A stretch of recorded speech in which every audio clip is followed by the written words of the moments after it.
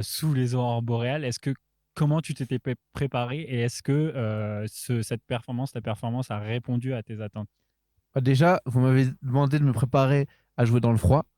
Et sauf que moi, j'ai pas de chambre froide à disposition. J'ai essayé vite fait de mettre mes mains dans le congélateur, mais sinon, je peux pas faire grand chose, tu vois. Donc, du coup, je pouvais pas vraiment me préparer, à part mentalement.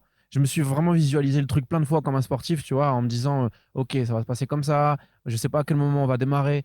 Je me faisais mon show dans la tête en essayant d'imaginer les conditions, même si en fait, c'est inimaginable. Et puis en plus, c'est aussi, tu vois, c'est bah, comme beaucoup, je pense, tu vois, c'était un rêve en fait pour moi en fait, c'était un rêve de les voir, de les vivre, les aurores boréales, mais j'avais même pas imaginé que j'allais jouer voilà, en dessous, tu vois.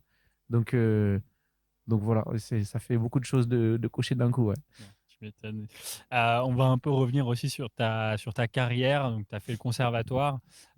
Quels ont été les plus gros défis que tu as dû relever à la sortie du conservatoire?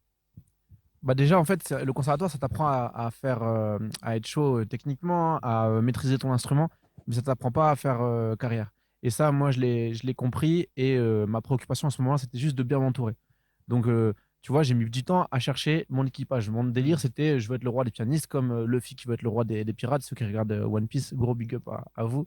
Et en fait, j'étais en train de me dire, il faut que je me trouve mon équipage. Et la première personne que j'ai rencontrée, après l'avoir bien cherché, c'est mon manager, Guillaume Héritier, qui est devenu mon tandem, tu vois, mon binôme avec lequel